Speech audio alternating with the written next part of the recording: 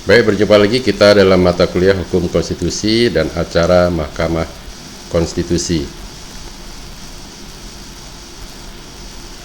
Pada kali ini kita akan mempelajari sejarah berdirinya Mahkamah Konstitusi Indonesia.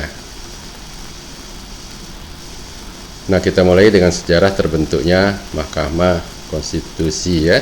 Jadi sejarah berdirinya lembaga Mahkamah Konstitusi itu diawali dengan diadopsinya ide Mahkamah Konstitusi atau Constitutional Court dalam amandemen konstitusi yang dilakukan oleh Majelis Permusyawaratan Rakyat MPR pada tahun 2001 sebagaimana dirumuskan dalam ketentuan pasal 24 ayat 2, pasal 24C dan pasal 7B Undang-Undang Dasar 45 hasil perubahan ya atau amandemen yang ketiga yang disahkan pada tanggal 9 November tahun 2001.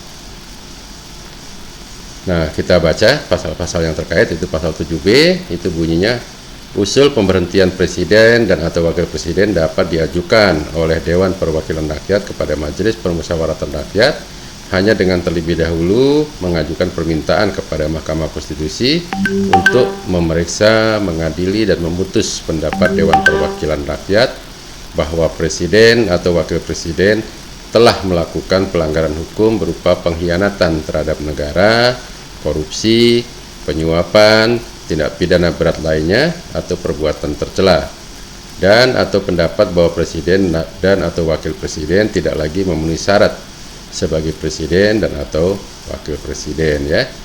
Nah, ini mengenai pemberhentian presiden. Nah, itu otomatis dari ketentuan pasal 7B merupakan kewenangan dari Mahkamah Konstitusi ya atas dasar permintaan dari DPR ya, bila mana DPR berkehendak memberhentikan presiden atau wakil presiden karena berpandangan bahwa presiden itu telah melakukan pelanggaran hukum ya.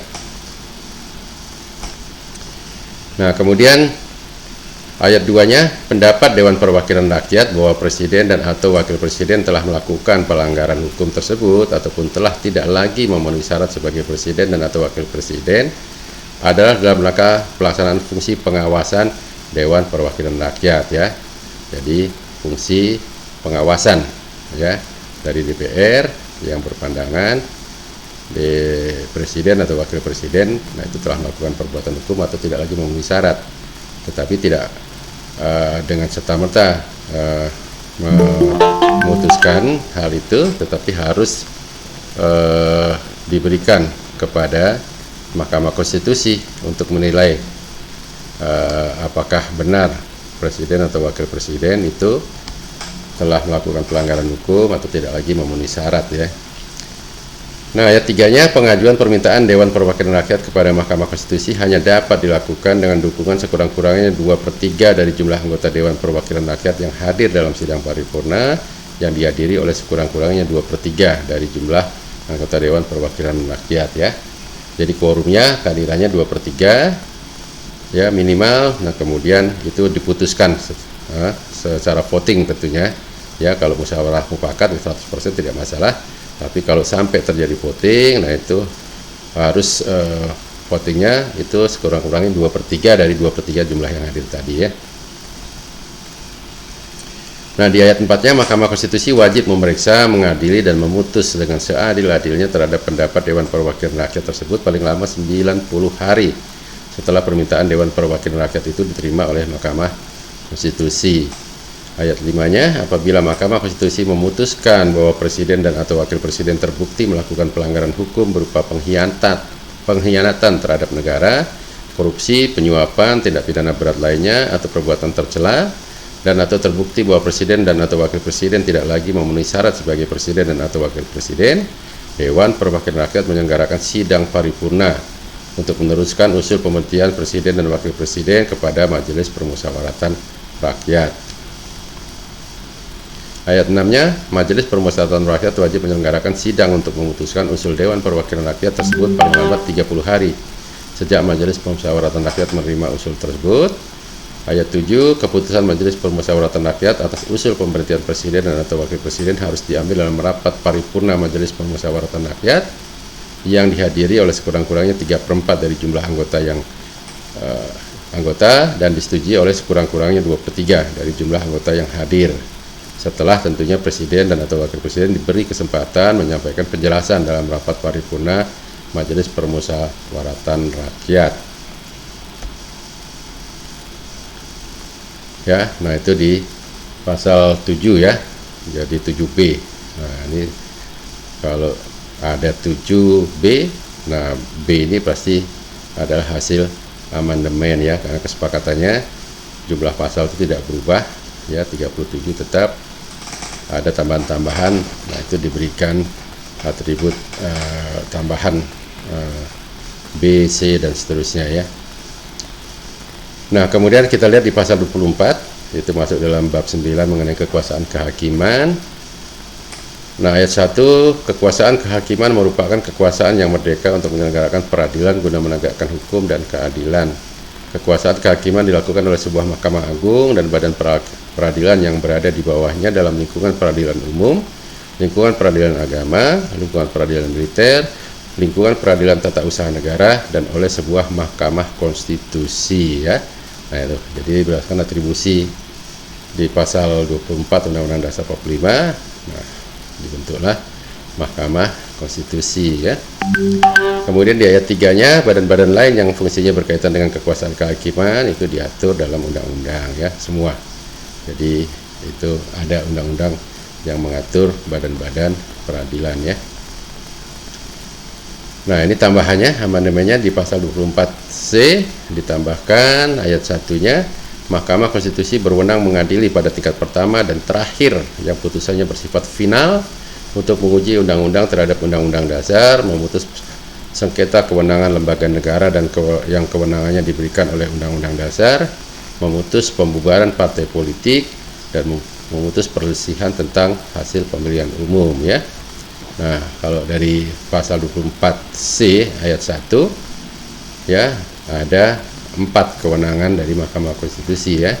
Berarti memutus sengketa kewenangan menguji undang-undang terhadap undang-undang dasar ya, itu yang paling pokok. Kemudian memutus sengketa kewenangan lembaga negara ya, yang kewenangannya diberikan berdasarkan undang-undang dasar kalau ada konflik antar lembaga negara. Nah kemudian memutus pembubaran partai politik ya, dan yang keempat memutus perselisihan tentang hasil pemilihan umum ya. Nah kemudian ayat 2-nya, Mahkamah Konstitusi wajib memberikan putusan atas pendapat Dewan Perwakilan Rakyat mengenai dugaan pelanggaran oleh Presiden dan atau Wakil Presiden menurut Undang-Undang Dasar. Nah ini tambahan lagi ya, kewenangan dari Mahkamah Konstitusi ya. Kalau yang ayat 1-nya ada 4, kemudian ditambah satu lagi, kewenangan untuk memutus ya pendapat DPR mengenai pelanggaran oleh Presiden dan atau Wakil Presiden menurut Undang-Undang Dasar ya. Jadi totally ada 5 kewenangan dari Mahkamah Konstitusi. Ayat 3-nya, Mahkamah Konstitusi mempunyai 9 orang anggota hakim konstitusi yang ditetapkan oleh Presiden, yang diajukan masing-masing 3 orang oleh Mahkamah Agung, 3 orang oleh Dewan Perwakilan Rakyat, dan 3 orang oleh Presiden ya. Jadi komposisinya, nah itu terbagi rata ya, oleh Mahkamah Agung itu 3 ya pengajuannya untuk menjadi anggota Mahkamah Konstitusi, kemudian 3 oleh DPR dan 3 oleh Presiden ya. Jadi kalau kita lihat ini kan mewakili tres politika ya. Jadi ada Mahkamah Agung mewakili peradilan ya, yudisial ya, kemudian ada DPR legislatif, dan ada Presiden eksekutif ya. Nah, ini 3 lembaga dari trias politika, nah itu mengajukan masing-masing 3 orang anggota untuk anggota Mahkamah Konstitusi.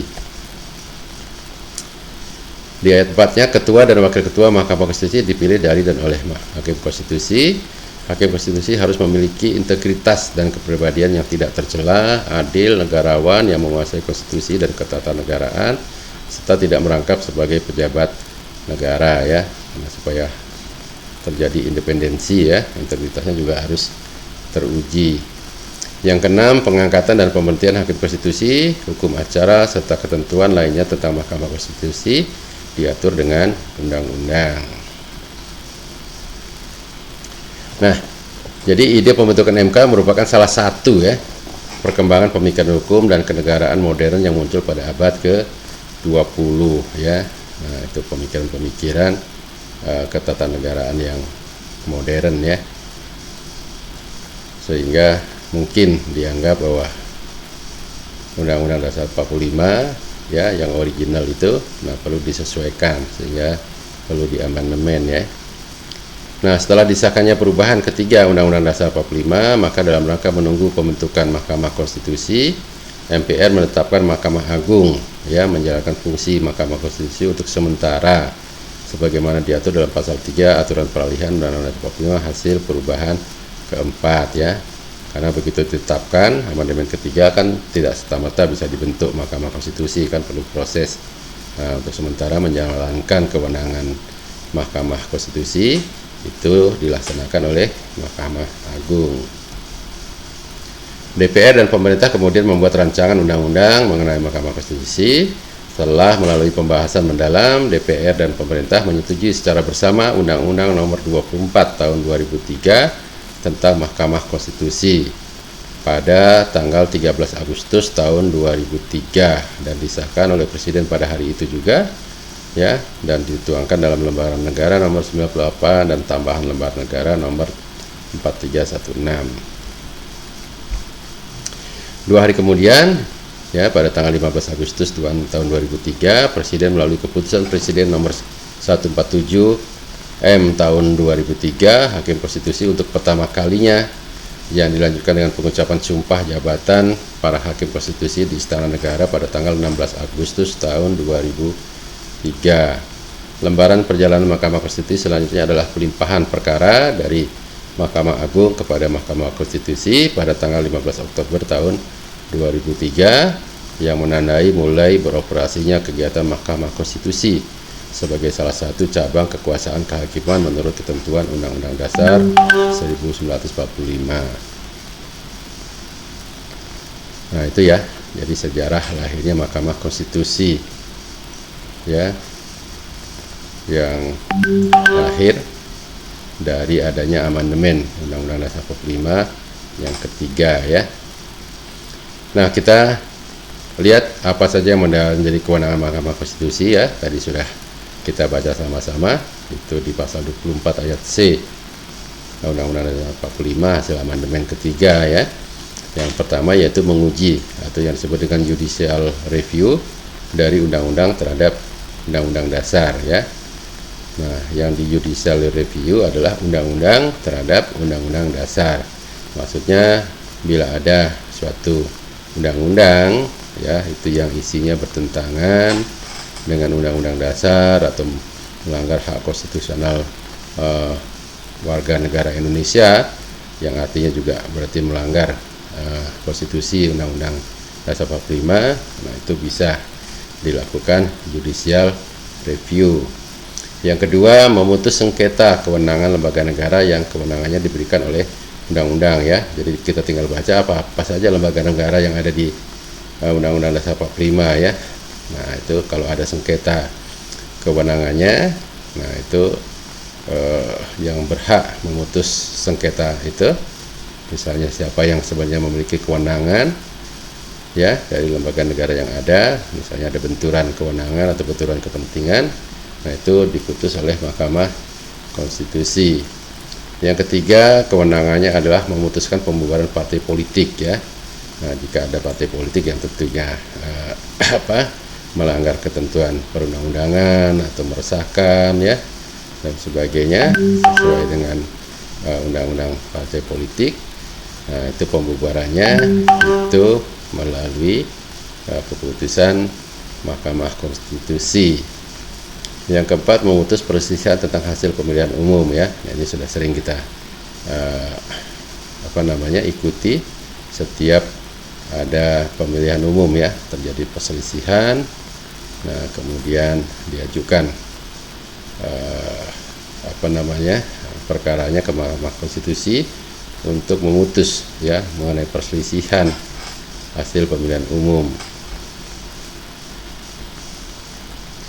Nah, selain itu Mahkamah Konstitusi juga memiliki kewajiban memberikan putusan atas pendapat DPR mengenai dugaan pelanggaran hukum oleh Presiden dan Wakil Presiden menurut Undang-Undang ya. Nah, jadi apakah itu kewajiban, apakah itu kewenangan ya? Nah, sebenarnya ya kewajiban ya, karena memang diisyaratkan kalau ada permintaan dari DPR itu memang wajib, tapi sekaligus itu juga menjadi kewenangan ya, karena hanya Mahkamah Konstitusi yang mempunyai kewenangan untuk memberikan putusan ya atas pendapat DPR mengenai pelanggaran hukum oleh Presiden dan Wakil Presiden. Dengan demikian ada 4 kewenangan dan 1 kewajiban konstitusional bagi Mahkamah Konstitusi. Pengadilan yang dilakukan oleh Mahkamah Konstitusi merupakan pengadilan tingkat pertama dan terakhir ya. Tadi sudah tegas disampaikan di pasal-pasal konstitusi tadi, yang putusannya bersifat final, artinya tidak ada upaya hukum lain atas putusan Mahkamah Konstitusi seperti yang terjadi pada peradilan lain ya. Jadi sekali memutus perkara, itu sifatnya adalah final. Nah, kemudian kita coba pelajari kasus-kasus yang menjadi kewenangan Mahkamah Konstitusi ya, sesuai dengan tadi pasal 24C Undang-Undang Dasar 45 ya. Yang pertama, perselisihan hasil pemilihan umum. Nah, pemilihan umum itu bertujuan untuk memilih presiden dan wakil presiden ya. Biasa disebut pilpres ya. Kemudian ada pemilihan umum untuk anggota Dewan Perwakilan Rakyat, kemudian ada pemilihan umum untuk anggota perwakilan daerah, ada pemilihan umum untuk Dewan Perwakilan Rakyat daerah ya. Nah, ini biasanya dilaksanakan serentak ya. Kemudian itu adalah dikutip dari ketentuan pasal 22E ya, ayat 2 Undang-Undang Dasar 45 ya. Nah, peserta pemilihan umum itu ada 3, yaitu pasangan calon presiden dan wakil presiden, kemudian partai politik peserta pemilihan umum, anggota DPR dan DPRD, dan perorangan untuk calon anggota Dewan Perwakilan Rakyat daerah atau DPD ya.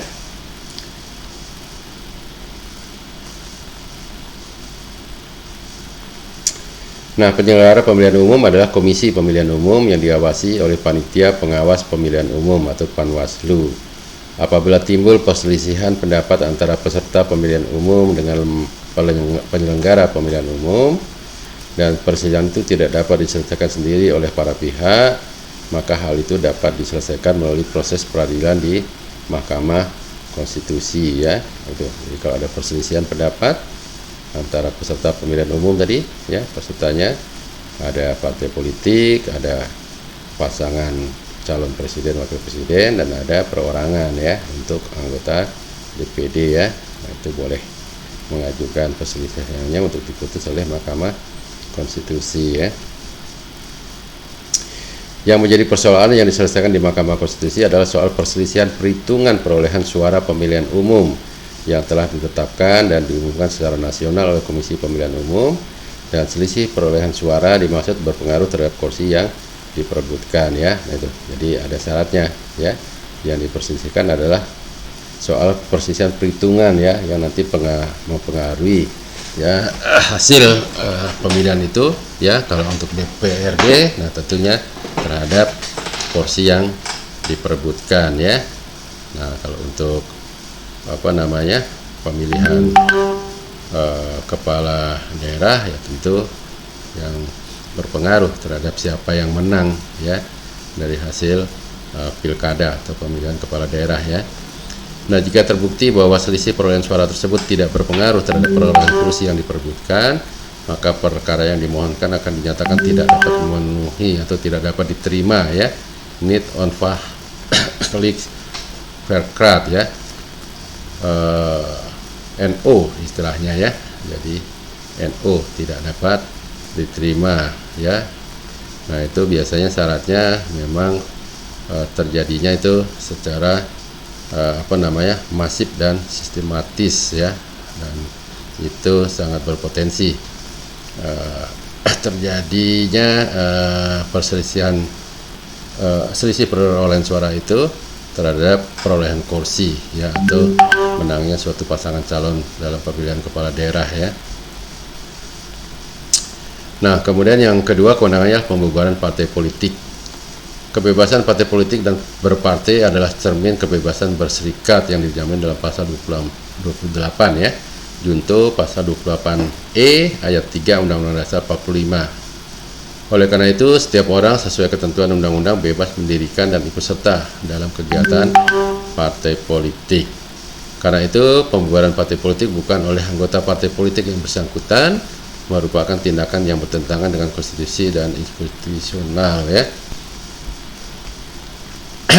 Untuk menjamin perlindungan terhadap prinsip-prinsip kebebasan berserikat itulah, maka disediakan mekanisme bahwa pembubaran suatu partai politik haruslah ditempuh melalui prosedur peradilan konstitusi ya, yang diberikan hak standing ya untuk menjadi pemohon dalam perkara pembubaran partai politik adalah pemerintah, bukan orang perorangan atau kelompok orang ya.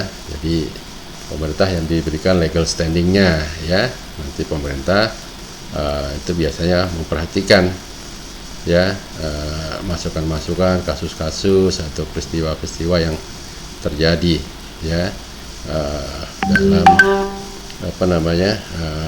pelaksanaan dari partai politik yang bersangkutan ya. Nah, itu kalau dianggap memang tidak memenuhi ketentuan yang berlaku ya, nah itu pemerintah mempunyai legal standing untuk menjadi pemohon bagi pembubaran partai politik yang bersangkutan ya. Nah, yang berwenang memutuskan benar tidaknya dalil-dalil yang dijadikan alasan tuntutan pembubaran partai politik itu adalah Mahkamah Konstitusi. Dengan demikian, prinsip kemerdekaan berserikat yang dijamin dalam Undang-Undang Dasar 45 itu tidak dilanggar oleh para penguasa politik yang pada pokoknya juga adalah orang-orang partai politik yang kebetulan memenangkan pemilihan umum ya. Nah, ini berarti nilai normatifnya ada, nilai nominalnya ada full ya, nilai semantiknya itu tidak ada ya, karena sudah diantisipasi supaya tidak menjadi sesuatu yang dapat digunakan untuk kepentingan dari suatu penguasa ya. Nah, dengan mekanisme ini dapat pula dihindarkan timbulnya gejala di mana penguasa politik yang memenangkan pemilihan umum memberangus partai politik yang kalah pemilihan umum dalam rangka persaingan yang tidak sehat menjelang pemilihan umum tahap berikutnya ya. Ini benar-benar nilai semantiknya diperhatikan ya dalam membuat ketentuan mengenai kewenangan pembubaran partai politik di pasal 24 huruf C ya Undang-Undang Dasar 45. Yang ketiga kewenangannya penuntutan pertanggungjawaban presiden dan wakil presiden. Perkara penuntutan pertanggungjawaban presiden atau wakil presiden dalam istilah resmi Undang-Undang Dasar 45 dinyatakan sebagai kewajiban Mahkamah Konstitusi untuk memutus pendapat DPR bahwa presiden atau wakil presiden telah melakukan pelanggaran hukum berupa pengkhianatan terhadap negara, korupsi, penyuapan, tindak pidana berat lainnya atau perbuatan tercela, atau pendapat DPR bahwa presiden dan atau wakil presiden tidak lagi memenuhi syarat sebagai presiden dan wakil presiden.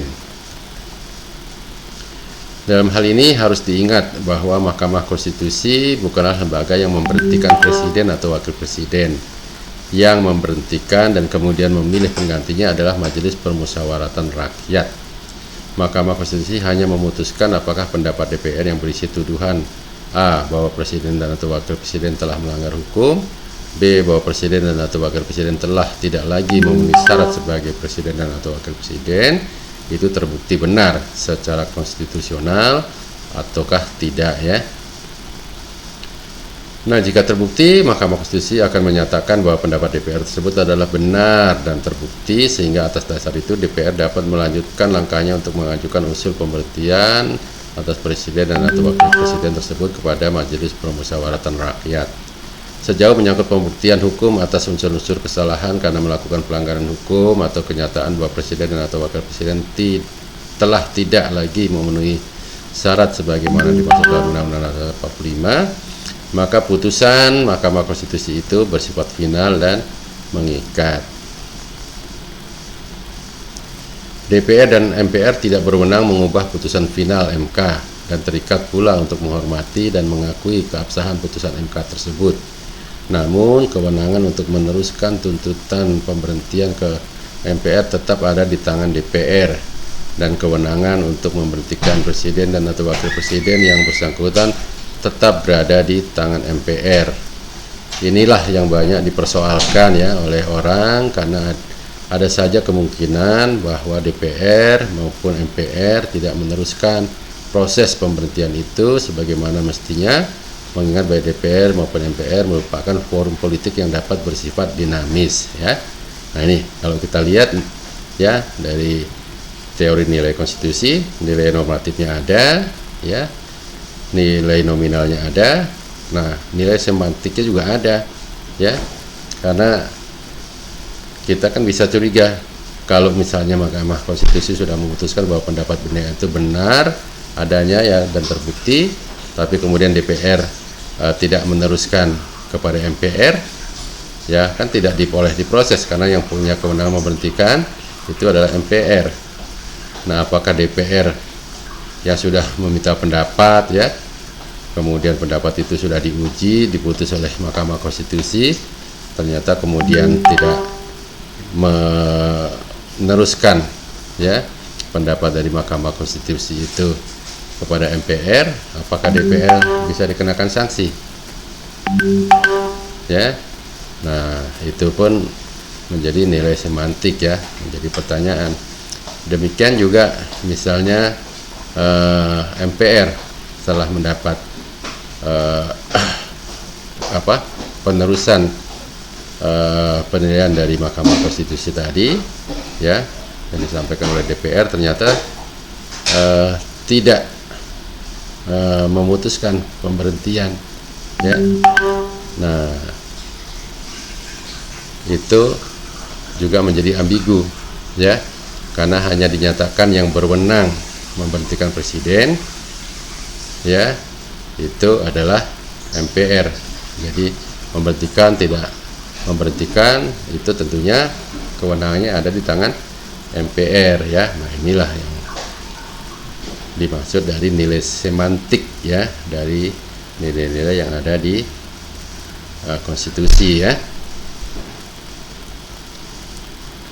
Nah, akan tetapi sejauh menyangkut putusan MK, kedudukannya sangat jelas bahwa putusan MK itu secara hukum bersifat final dan mengikat dalam konteks kewenangan MK itu sendiri, yaitu memutus pendapat DPR sebagai pendapat yang mempunyai dasar konstitusional atau tidak, dan berkenaan dengan pembuktian kesalahan presiden atau wakil presiden sebagai pihak termohon, yaitu benar tidaknya yang bersangkutan terbukti bersalah dan bertanggung jawab. Nah, kemudian yang ketiga, kewenangannya pengujian undang-undang dan pengesahan MK dan MA. Kewenangan terakhir ya, dan yang justru paling penting ya dari keempat kewenangan ditambah satu kewajiban ya, atau dapat pula disebut sebenarnya kelima kewenangan ya, yang dimiliki oleh Mahkamah Konstitusi menurut Undang-Undang Dasar Negara Republik Indonesia tahun 45 adalah kewenangan menguji konstitusionalitas dari undang-undang ya. Nah, ini yang disebut dengan judicial review ya. Nah, pengujian atas undang-undang itu dilakukan dengan tolok ukur undang-undang dasar ya. Jadi yang menjadi acuan ya itu adalah undang-undang dasar. Nah, dilihat apakah undang-undang itu tidak melaksanakan atau bertentangan dengan undang-undang dasar ya. Nah, kemudian dapat dilakukan baik secara material maupun formil. Pengujian material itu menyangkut pengujian atas materi dari undang-undang, sehingga yang dipersoalkan harus jelas bagaimana atau bagian mana ya dari undang-undang yang bersangkutan itu yang bertentangan dengan ketentuan mana dalam Undang-Undang Dasar 45 ya. Jadi mungkin dari suatu undang-undang tidak secara keseluruhan, tapi ada pasal-pasal atau bagian mana ya dari undang-undang itu yang bertentangan dengan pasal berapa atau ketentuan pasal berapa dalam Undang-Undang Dasar ya. Yang diuji dapat terdiri dari satu bab, bisa satu pasal, bisa satu kalimat, ataupun satu kata ya dalam undang-undang yang bersangkutan. Sedangkan pengujian formil adalah pengujian mengenai proses pembentukan undang-undang dasar tersebut menjadi undang-undang, apakah telah mengikuti prosedur yang berlaku atau tidak ya. Nah, ini mengenai prosedurnya, nanti mungkin teman-teman akan belajar secara lebih detail dalam mata kuliah peraturan perundang-undangan ya.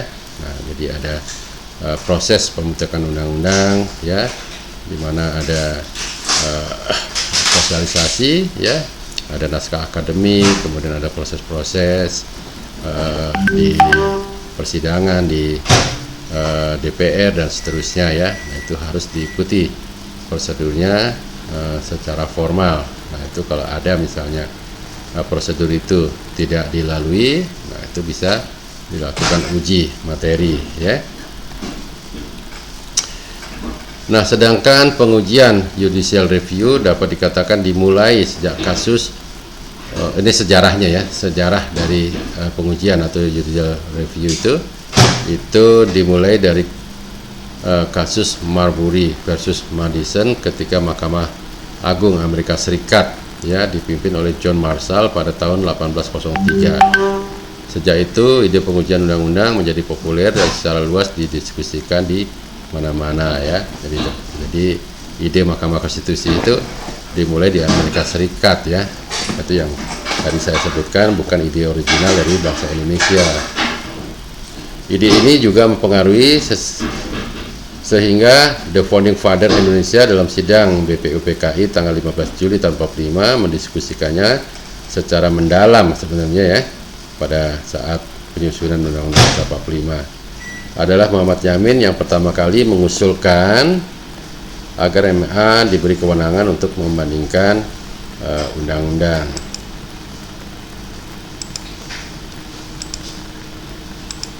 Udah, jangan berisik dong dah. Ini direkam.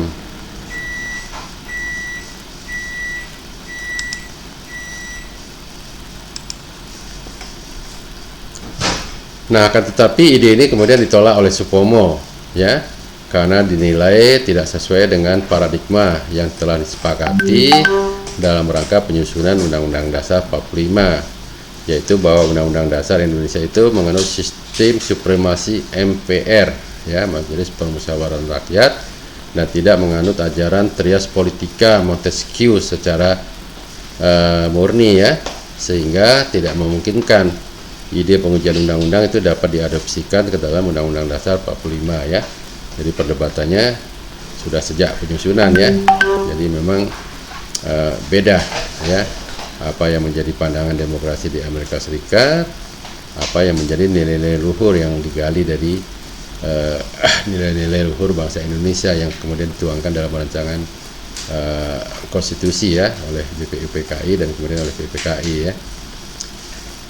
Nah, sekarang ini ya, setelah Undang-Undang Dasar 45 mengalami perubahan 4 kali, paradigma pemikiran yang terkandung di dalamnya itu jelas sudah berubah secara mendasar.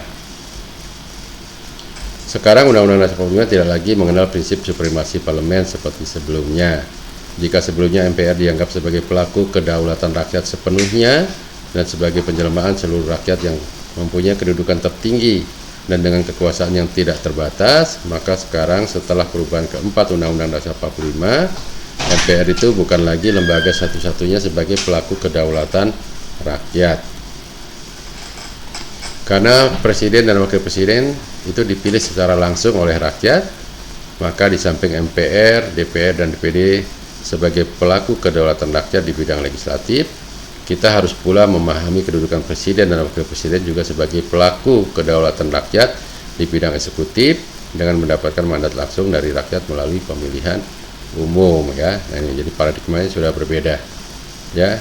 Jadi semua itu lembaga negara ya, MPR, DPR, DPD, dan presiden itu merupakan juga pelaku kedaulatan rakyat karena dipilih langsung oleh rakyat. Sedangkan sebenarnya kalau kita melihat semangat awalnya yang digali, nah menggunakan sistem perwakilan ya, yang kita pilih adalah wakil-wakil kita ya, yang kemudian memilih eksekutif ya dalam rangka untuk melaksanakan kedaulatan rakyat itu ya, sehingga presiden itu menjadi mandataris dari MPR yang otomatis jadi mandataris dari rakyat atau pelaku kedaulatan rakyat ya. Itu di Undang-Undang Dasar 45 yang aslinya ya. Nah, di samping itu, karena sejak amandemen pertama sampai keempat telah terjadi proses pergeseran kekuasaan legislatif dari tangan presiden ke tangan DPR, maka mau tidak mau kita harus memahami bahwa Undang-Undang Dasar 45 sekarang ini mengandung prinsip pemisahan kekuasaan yang tegas antara cabang-cabang kekuasaan legislatif, eksekutif, dan yudikatif dengan mengandaikan adanya hubungan check and balances ya antara satu dengan yang lainnya. Oleh karena itu, semua argumen yang dipakai oleh Supomo untuk menolak ide pengujian undang-undang seperti tergambar di atas, dewasa ini telah mengalami perubahan sehingga fungsi pengujian undang-undang itu tidak dapat lagi dihindari dari penerapannya dalam sistem ketatanegaraan Indonesia di bawah Undang-Undang Dasar tahun 45 ya. Nah, itu sejarahnya ya. Mengenai kewenangan juga undang-undang Mahkamah Konstitusi menurut Undang-Undang Dasar 45 ya. Nah, kemudian coba kita kenali bagaimana susunan organisasi Mahkamah Konstitusi ya. Tadi sudah kita singgung, anggotanya ada 9 dan itu diusulkan oleh 3 komponen ya menurut Matrias Politika, yaitu dari komponen yudikatif oleh Mahkamah Agung, kemudian dari komponen legislatif dari DPR, dan komponen eksekutif oleh presiden ya. Nah, organisasi Mahkamah Konstitusi Republik Indonesia terdiri atas 3 komponen, yaitu 1 para hakim. Para hakim konstitusi yang terdiri dari 9 orang sarjana hukum yang mempunyai kualifikasi negarawan yang menguasai konstitusi, ditambah dengan syarat-syarat kualitatif lainnya dengan masa pengabdian untuk 5 tahun dan sesudahnya dapat dipilih kembali hanya untuk 1 periode 5 tahun berikutnya ya. Itu anggotanya 5 dan kemudian sudah diadopsi ya secara tertulis ya, yang kebiasaan bahwa periode itu hanya 2 kali ya. Nah, tapi ditetapkan masanya 1 periode itu adalah 5 tahun ya. Dari antara para hakim itu dipilih dari dan oleh mereka sendiri seorang ketua dan seorang wakil ketua masing-masing untuk masa jabatan 3 tahun. Untuk menjamin independensi dan imparsialitas kinerjanya, ke-9 hakim itu ditentukan oleh 3 lembaga yang berbeda, yaitu 3 orang dipilih oleh DPR, 3 orang ditunjuk oleh Mahkamah Agung, dan 3 orang lainnya ditentukan oleh presiden. Setelah terpilih, ke-9 orang tersebut ditetapkan sebagai hakim konstitusi dengan keputusan presiden ya. Ini mengenai hukum administrasi negaranya ya, tertib administrasi negara oleh keputusan presiden.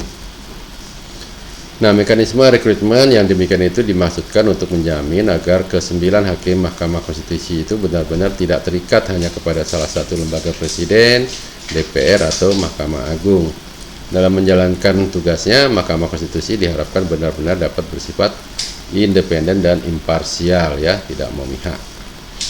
Ke-9 orang hakim itu bahkan dapat dipandang sebagai 9 institusi yang berdiri sendiri secara otonom, mencerminkan 9 pilar atau 9 pintu kebenaran dan keadilan. Dalam bekerja, ke-9 orang itu bahkan diharapkan dapat mencerminkan atau mewakili ragam pandangan masyarakat luas akan rasa keadilan. Jikalau dalam masyarakat terdapat 9 aliran pemikiran tentang keadilan, maka ke-9 orang hakim konstitusi itu hendaklah mencerminkan ke-9 aliran pemikiran tersebut. Keadilan dan kebenaran konstitusional justru terletak pada proses perdebatan dan bahkan pertarungan kepentingan untuk mencapai keputusan akhir yang akan dijatuhkan dalam persidangan Mahkamah Konstitusi. Karena itu, persidangan Mahkamah Konstitusi selalu harus dihadiri oleh 9 orang. Dengan pengecualian jika ada yang berhalangan, maka jumlah hakim yang bersidang dipersyaratkan sekurang-kurangnya 7 orang ya, jadi minimal 7. Jadi tidak boleh genap ya, walaupun yang sakit 1 ya seharusnya 8, tapi dalam mengambil keputusan itu hakim yang bersidang itu 7 orang ya, itu yang minimal ya. Karena itu pula dapat dikatakan bahwa Mahkamah Konstitusi hanya mengenal satu majelis hakim, tidak seperti Mahkamah Agung. Nah, yang kedua itu ada Sekretariat Jenderal. Sekretariat Jenderal Mahkamah Konstitusi yang menurut ketentuan Undang-Undang Nomor 24 Tahun 2003 ya, itu dipisahkan dari organisasi kepanitraan ya, jadi tersendiri dia di Sekretariat Jenderal ya. Nah, itu diatur di pasal 7 dari Undang-Undang Mahkamah Konstitusi. Untuk kelancaran pelaksanaan tugas dan wewenangnya, Mahkamah Konstitusi dibantu oleh Sekretariat Jenderal dan kepanitraan ya. Jadi Sekretariat Jenderalnya sendiri, kepaniteraannya tersendiri ya. Nah, penjelasan pasal ini menegaskan bahwa Sekretariat Jenderal menjalankan tugas teknis administratif. Nah, kemudian yang ketiga tentunya ada kepanitraan ya. Kepanitraan menjalankan tugas teknis administrasi justisial ya. Nah, dia mencakup pencatatan proses perkara ya di Mahkamah Konstitusi. Perbedaan dan pemisahan ini tidak lain dimaksudkan untuk menjamin agar administrasi peradilan atau administrasi justisial di bawah kepanitraan tidak tercampur aduk dengan administrasi non justisial yang menjadi tanggung jawab Sekretariat Jenderal. Baik Sekretariat Jenderal maupun kepanitraan masing-masing dipimpin oleh seorang pejabat tinggi yang ditetapkan dengan keputusan Presiden. Dengan demikian Sekretariat Jenderal dan Panitra sama-sama mempunyai kedudukan sebagai pejabat eselon 1 ya, 1A. Panitra dan panitra pengganti memang merupakan jabatan fungsional, bukan struktural, akan tetapi khusus untuk panitra diangkat dengan keputusan Presiden dan karena itu disetarakan dengan pejabat struktural eselon 1A. Untuk menjamin kemandirian Mahkamah Konstitusi di bidang finansial, maka Undang-Undang Nomor 24 Tahun 2003 juga menegaskan bahwa Mahkamah Konstitusi mempunyai mata anggaran tersendiri dalam APBN.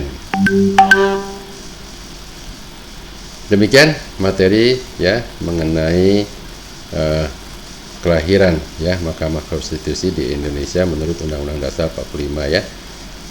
Kita sudah ikuti kewenangannya dan lembaga-lembaga yang ada di Mahkamah Konstitusi.